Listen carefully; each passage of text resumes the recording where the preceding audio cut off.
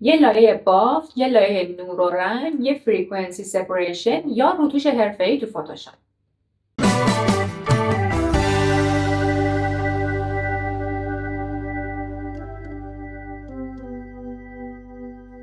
سلام، من فاطمه لورایی نژاد هستم، مدرس آموزشگاه دانشپیشه. توی این ویدیو قراره که با یکی از حرفه‌ای ترین تکنیک های روتوش صورت آشنا بشیم که بهش فریکونسی سپریشن میگن.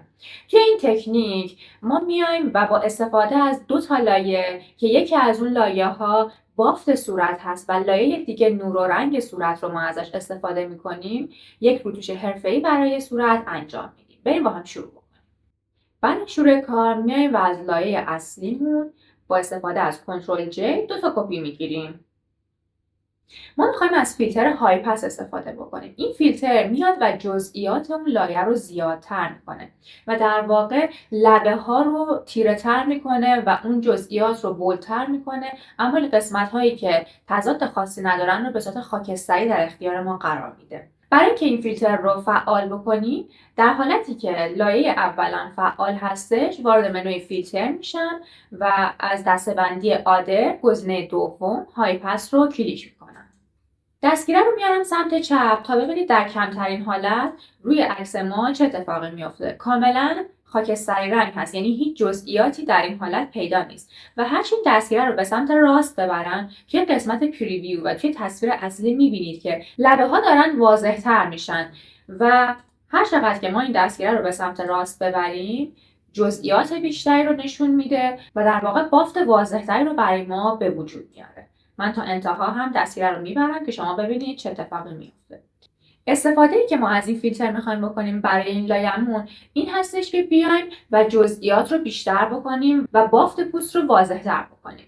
روی یک عدد میانه‌ای تقریبا حدود 8 پیکسل قرارش میدم و اوکی میکنم. این لایه‌ای که اومدیم با همدیگه فیلتر های پس رو روش اجرا کردیم و خاموش میکنم که فعلا چون در بالاترین لایه هستش دیده نشه.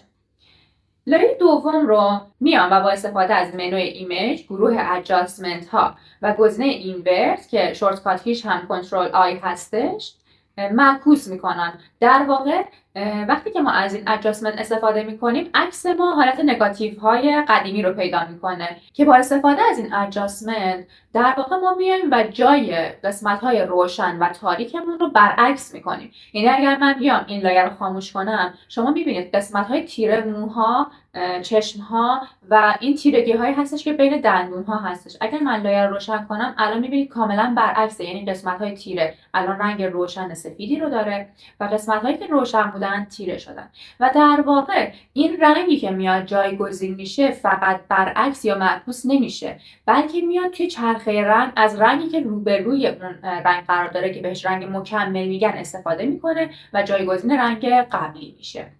الان بعد از اینکه این لایه‌مون رو اینورت کردیم حالا میام راست کلیک میکنم و گزینه کانورت تو اسمارت آبجکت رو میزنم. لایه قبلیمون رو هم میتونستیم کانورت به اسمارت آبجکت بکنیم، فقط من میخواستم که همزمان هم این حالت رو شما ببینید و هم بدون کانورت شدنش رو، که وقتی ما از فیلترها استفاده میکنیم تفاوتی که توی لایه ها ایجاد میشن رو ببینید که به چه صورت هست. مجدد این لایه رو هم وارد منوی فیلتر میشم و از دسته‌بندی آدر فیلتر های پس رو بهش اعمال میکنم. نتیجه‌ای که داره اتفاق میفته دقیقا مشابه قبل هست، یعنی باز هم ما داریم لبه ها رو واضح تر میکنیم و جزئیات و بافت بیشتری رو به نمایش میذاریم. روی عددی قرارش میدم و گزینه اوکی رو میزنم. حالا توی این حالت ما 2 لایه داریم که اگر به تامنیل هاشون دقت بکنید جفتشون خاکستری رنگ هستن.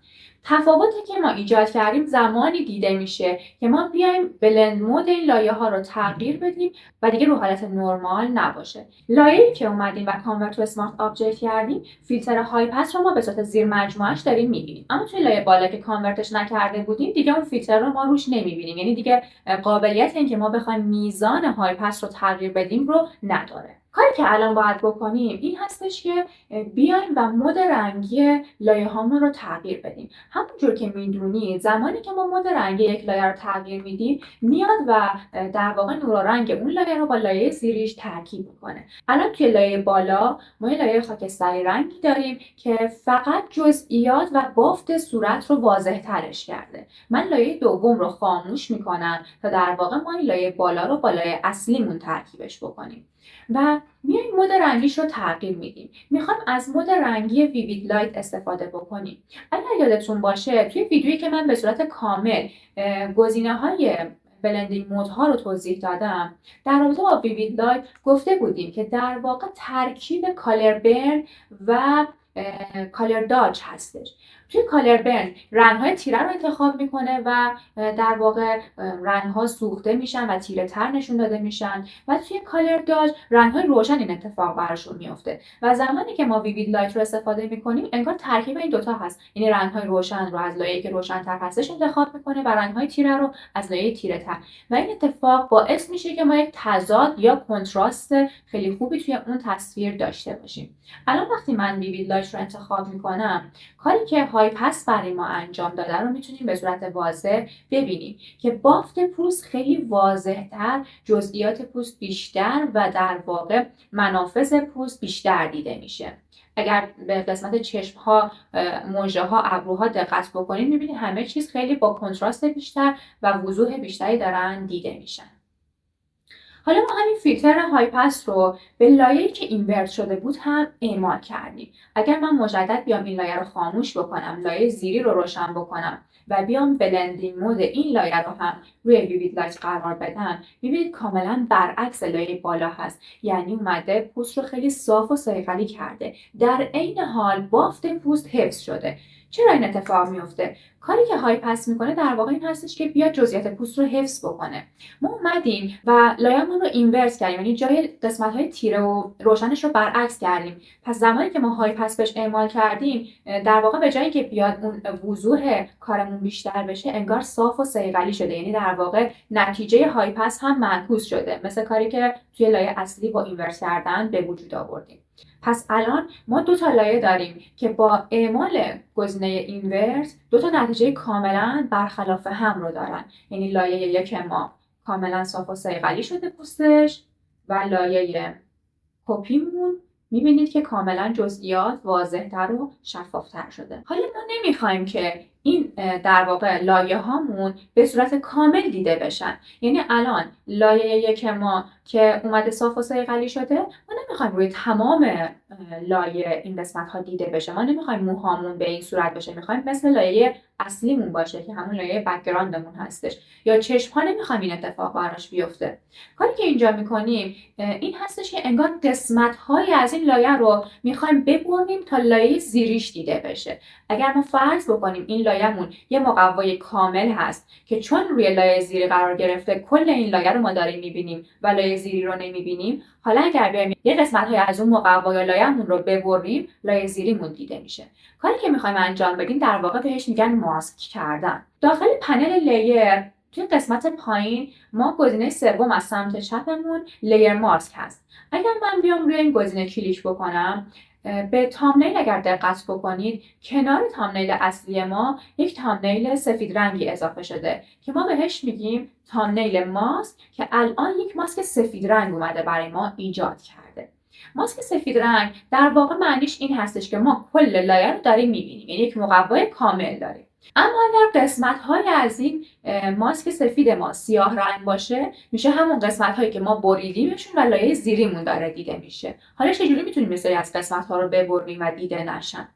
اگر من روی تامنیل لایه اصلی کلیک بکنم توی قسمت رنگ فورگراند و بک‌گراند اگر دقت بکنید رنگ‌هایی که من از قبل استفاده کردم رو داره توی این قسمت به من نشون میده.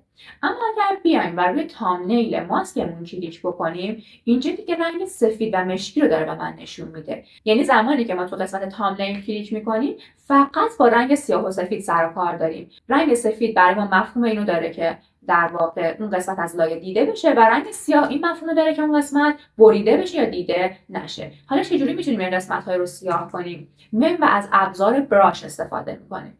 براش رو فعال میکنم. از تمام خواصی که ابزار براش داره ما میتونیم توی این قسمت استفاده کنیم. یعنی میتونیم با اوپاسیتی 100% کار نکنیم، با فلو 100% کار نکنیم، یا از مدل‌های مختلف براش ها استفاده کنیم. براش رو من میذارم رو حالت سافت راند و سایز قلمم رو با استفاده از کروشه ها کوچیک و بزرگ میکنم. الان میام و این فلش کنار رنگ فورگراند و بک‌گراند رو روش کلیک میکنم تا رنگ مشکی به سمت بالا بیاد. الان ما اگر بیایم و اون قسمتی که میخوایم بریده بشه رو با استفاده از براش روش کلیک بکنیم و ترسیم بکنیم، شما میبینید که داخل قسمت تامنیلمون این قسمت ها سیاه شده و روی تصویرمون هم دیگه اون لایه زیری رو داریم میبینیم. یعنی اگر من روی این چشم هم بیام کلیک بکنم، شما میبینید که لایه زیری دیده میشه و از لایه بالای این قسمت حذف میشه. حالا برعکس، اگر دوباره این فلش رو کلیک بکنم و رنگ سفید بالا بیاد و دوباره کلیک بکنم، انگار دوباره اومدم اون قسمت رو سفید کردم و توی تامنیلم هم تغییر میکنه. اگر دکمه آلت رو نگه داریم و روی تامنیل ماسکمون کلیک بکنیم، به جای اینکه تصویر اصلی رو ببینیم، قسمت تامنیل ماسکمون رو به صورت بزرگ شده میتونیم ببینیم که الان قسمت‌های سیاه و سفید کاملا توی این تصویر مشخص هستن. همینجا هم ما میتونیم ترسیم کنیم. یعنی اگر من الان بیام اینجا رو رنگ بکنم، با توجه به اینکه فلوی ما روی حالت 53% هست و روی 100% نیست، میبینید که با یک بار کشیدن تفاوت میکنه. الان من گذاشتمش روی 100% و نتیجه رو داریم میبینید. اگر بخوایم برگردیم توی حالت قبلی، دوباره آلت رو نگه میداریم، روی تامنیل کلیک میکنیم، میبینید که اون قسمت هایی که ما با مشکی ترسیم کردیم داره لایه زیری دیده میشه. روی تامنیل اگر کلیک بکنیم و گزینه دیلیت رو بزنیم، اون ماسک پاک میشه و لایه ما برمیگرده به حالت قبلی خودش. حالا من این بار میخوام یک ماسک مشکی بسازم. یعنی میخوام اول کل لایه‌ام وجود نداشته باشه، لایه بالایی رو نبینم. حالا یه قسمتش رو بیام سفید بکنم، انگار یه قسمت‌های از لایه بالایی رو بریدیم و داریم روی لایه زیری قرارش میدیم. میایم چیکار میکنیم؟ دکمه آلت رو نگه میداریم و روی گزینه لیر ماسک کلیک میکنیم. این بار برای ما یه ماسک مشکی میسازه. الان اگر دقت بکنید، با وجود اینکه این لایه روشن هست، اما ما داریم لایه زیری رو میبینیم. حالا میایم رنگ سفید رو بالا قرار میدیم، ابزار براش رو انتخاب میکنیم و فقط قسمت هایی که میخوایم لایه بالایمون دیده بشه رو با براش روش ترسیم میکنیم. الان من فقط میخوام روی قسمت های صورت از لایه بالایی دیده بشه. پس میام و با براشی که انتخاب کردم روی قسمت هایی که مد نظرم هستش کلیک میکنم و لایه بالایی رو به نمایش میذاریم. میتونیم سایز براشمون رو کوچیک و بزرگ بکنیم تا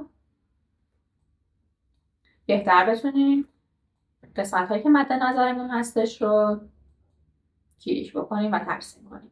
حالا اگر دقت کنید، ما پوست رو اومدیم از اون لایه‌ای که به صورت صیقلی ساخته بودیم استفاده کردیم، اما ما بقیه قسمت هامون دیگه از لایه اصلی داره دیده میشه. اگر توی قسمت تامنیل ماسکمون هم نگاه بکنیم، من آلت رو نگه می‌دارم، روش کلیک میکنم، قسمت هایی که سفید شده در واقع در اون لایه اصلی ما دیده میشه. دوباره آلت رو نگه می‌دارم و روی تامنیل کلیک میکنم. حالا اگر کلید کنترل رو نگه داریم و روی تامنیل ماسکمون کلیک بکنیم، قسمت هایی که ما ماسک کردیم انتخاب میشن. ما از این شورتکات کی ها خیلی استفادهمون میشه، پس خوبه که به ذهن بسپرید. کنترل دی میزنیم تا دی سلکت بشه و اگر شیفت رو بگیریم و روی تامنیلمون کلیک بکنیم، یه ضربدر روی اون ماسک میزنه که یعنی به صورت موقت ما اون ماسک رو غیر فعال کردیم ولی از بین نرفته، یعنی دیلیتش نکردیم. دوباره اگر شیفت رو بگیرم و روش کلیک بکنم، برمیگرده به حالت قبلی. حالا ما میتونیم توی قسمت گردن هم یه مقدار با براش سفید ترسیم بکنیم تا اون روتوشی که انجام دادیم این قسمت ها هم دیده بشه. حالا لایه بالایی رو هم مجدد میخوایم ماسک کنیم. چرا؟ چون اون لایه‌ای که ما اومدیم جزئیات بیشتری توش به نمایش گذاشتیم رو هم نمیخوایم توی همه قسمت ها دیده بشه و فقط مثلا میخوایم قسمت چشم و ابرو رو بیایم از اون لایه استفاده بکنیم. پس من اون لایه رو هم انتخاب میکنم، روشنش میکنم، کلید آلت رو نگه میدارم و روی ماسک کلیک میکنم تا یه ماسک مشکی براش به وجود بیاریم. باز هم در حالتی که رنگ سفید انتخاب هستش و ابزار براش فعال هستش، فلو رو هم یه مقدار کمتر میکنم و روی قسمت چشم و ابرو زوم میکنم و یه مقدار با براش روش ترسیم میکنم.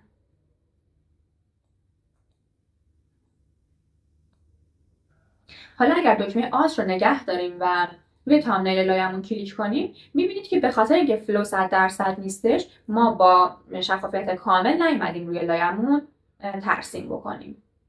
کلید آلت رو نگه میدارم و مجدد روی تامنیل لایه کلیک میکنم. توی قسمت لب ها هم میتونیم با یه مقدار اوپاسیتی کمتر و فلوی کمتر ترسیم بکنیم تا جزئیات بیشتری توی این قسمت هم دیده بشه. حالا هر جایی که دوست داشته باشید، اگر موها رو هم بخواید با جزئیات بیشتر ببینید، میتونید باز توی قسمت ماسکتون اضافه بکنیدش. پس ما توی این جلسه با فیلتر های پس آشنا شدیم و متوجه شدیم که میاد و لبه ها و جزئیات بیشتری رو در اختیار ما قرار میده. با ادجاستمنت اینورس آشنا شدیم و دیدیم که لایه ها رو برای ما معکوس میکنه و حالت نگاتیویش میکنه و با استفاده از ماسک کردن دیدیم که میتونیم همه قسمت های لایه ها رو نبینیم و فقط قسمت هایش رو استفاده بکنیم و از بلندینگ مود ویوید لایت هم استفاده کردیم تا نتیجه های پس رو به صورت بلند شده با لایه های زیریمون ترکیب کنیم و ببینیم که چه اتفاقی میافته. امیدوارم با این توضیحاتی که بهتون دادم کامل این روتوش حرفه‌ای رو یاد گرفته باشید و بتونید به بهترین نحو ازش استفاده بکنید. تا ویدیوی بعدی، خدا نگهدار.